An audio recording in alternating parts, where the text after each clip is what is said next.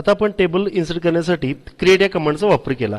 To create a database object like table, database, view, etc. we use a data definition language. The ideal statements are used to build and modify the structure of your table and other object in the database.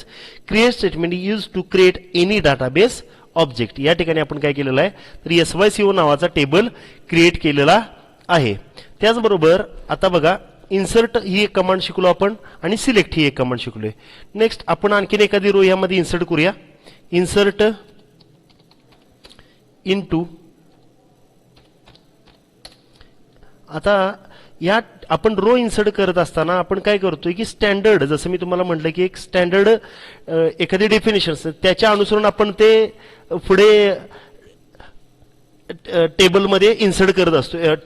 टेबलमध्ये काय करत असतो तर त्या अनुषंगाने आपण query लिहित असतो. आता ही आपण मी जी हायलाइट केलेलं आहे निळ्या अक्षरामध्ये तर ते काय आहे तर ते सिंटॅक्स आहे. या सिंटॅक्सच्या अनुषंगाने आपण ती क्वेरी लिहितोय. Insert into table name. आता आपण बघतोय बघा इन्सर्ट इनटू टेबल नेम. आता टेबलचं नाव काय आपल्या SYCO. ओके, त्यानंतर SYCO नंतर पुढे काय आहे SYCO व्हॅल्यूज आहे तसा शब्द. त्यानंतर सिंगल इन्व्हर्टेड कॉमा मध्ये व्हॅल्यू 1 2 3 4 5. नेक्स्ट कॉमा, पुढचं नाव देऊया yes. ठीक आहे, त्यानंतर ओके. आता बघा ही क्वेरी आपण रन करूया. आणखीन एक रो इन्सर्ट झाली. परत पुन्हा म्हणलो आपण select star from SYCO, run केलं. आता आपल्या टेबलमध्ये 3 रोज इन्सर्ट आहेत. आपण एकदा टेबलचं स्ट्रक्चर हे पहिल्यांदा तयार केलं, बरोबर आहे का. हे टेबलचं स्ट्रक्चर तयार झाल्यानंतर आपण आपल्याला पाहिजे तितक्या रो आपण इन्सर्ट करू शकतोय. आता इन्सर्ट ही कमांड, इन्सर्ट, आता ही एखादी ही इन्सर्ट ही एक कमांड घ्या. इन्सर्टला इन्सर्ट आहे तसा शब्द आहे, ह्या इन्सर्टला इन्सर्ट आहे तसा खाली शब्द घेतला. सिंटॅक्स आणि इन्सर्ट या कमांड मधला सिंटॅक्स आणि ऍक्च्युअली एक्झाम्पल या दोन्हीतला फरक बघूया. हा सिंटॅक्स आहे निळ्या अक्षरामध्ये जो मी आता डार्क करत आहे तो सिंटॅक्स आहे. त्यानंतर आहे इन्सर्टला इन्सर्ट, इनटूला इनटू शब्द आहे तसा. टेबल नेमला कोणता शब्द आहे SYCO. का तर आपल्या टेबलचं नाव SYCO असं आहे. नेक्स्ट व्हॅल्यूज, व्हॅल्यूजला व्हॅल्यूज आहे तसा शब्द. पुढं व्हॅल्यू 1, व्हॅल्यू 1 म्हणजे कुठली पहिल्या कॉलमची व्हॅल्यू जी तुम्ही आता ह्या रो मध्ये इन्सर्ट करणार आहे ती.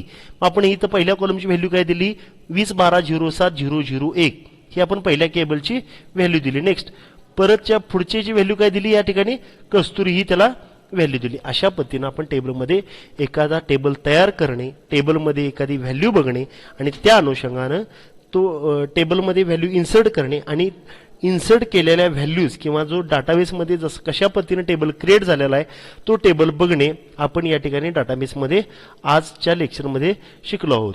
तर आता आपण हे ज्या आहेत ह्या क्वेऱ्या, आता हे डाटाबेसचं तुम्हाला जे स्ट्रक्चर दिसत आहे त्यात आपण हिस्ट्रीमध्ये जर गेलात तर हिस्ट्रीमध्ये सगळं तुम्हाला दिसेल की 97 सेकंद अगोदर तुम्ही ही क्वेरी रन केलेली, 101 सेकंद अगोदर तुम्ही ही क्वेरी रन केलेली, 5 मिनिटं अगोदर तुम्ही ही क्वेरी रन केलेली. हे पूर्ण जी हिस्ट्री आहे ती total history at a time 15 ते 20 तुम्हाला प्रिव्हियसली हिस्ट्री दिसते. म्हणजे तुम्ही ज्यावेळी डाटाबेसमध्ये क्वेरी रन करत असता ती ॲटोमॅटिकली सेव्ह होत असते. सी प्रोग्रॅमिंग सारखं तुम्हाला सेव्ह करण्याची आवश्यकता नसते. डाटाबेसमध्ये आपल्याला क्वेरी जर सेव्ह रन करायची असेल तर हे लाईव्ह जसं आपली मॅच असते तसं लाईव्ह आपण ज्यावेळी टायपिंग करत असतो त्यावेळी ॲटोमॅटिकली म्हणजे क्वेरी रन केल्यानंतर ॲटोमॅटिकली ते जी क्वेरी तुम्ही रन कराल ती क्वेरी ॲटोमॅटिकली सेव्ह होत असते. परत आपल्याला ती क्वेरी सेव्ह करण्याची गरज नाही. आपण आणि एक्सप्लेन मध्ये बघितलं तर आपला एक्सप्लेन हे पुढचं बघा. आता describe, to describe the object type, describe object name. आता हे तुमच्या पुढे जसं जसं आपण बघत जाईन तसं डिस्क्राईब काय, रिझल्ट म्हणजे काय, रिझल्टमध्ये आपण बघितच आहे. इथं रिझल्ट आपल्याला आत्ताच्या लेटेस्ट जी क्वेरी आपण ह्या डाटाबेसला दिलेली, आता समजा मी ही क्वेरी दिलेली क्रिएट हे इन्सर्ट इनटू SYCO व्हॅल्यूज नाही select star from SYCO he query दिलेली, ती लेटेस्ट क्वेरी दिलेली, त्याचं त्यानं आउटपुट इथं दाखवते. म्हणजे इनपुट आपण ह्या विंडोमध्ये देतोय आणि लगेचच आपल्याला या ठिकाणी आउटपुट मिळालं जाते. आपण आता डाटाबेसमधील क्वेरी जो तुमचा पुढील चॅप्टर म्हणजे आता जो चॅप्टर आहे तर डाटाबेसच्या क्वेरीज कशा डाटाबेसच्या क्वेरी कशा असतात किंवा डाटाबेसचे टेबल्स कसे असतात अशा अनुषंगाने आपण त्या क्वेरीज आणि टेबल्स हे या ठिकाणी बघणार आहोत. जसं आता पुढे पुढे जाईल तसं एक एक क्वेरी डे बाय डे आपण रेग्युलर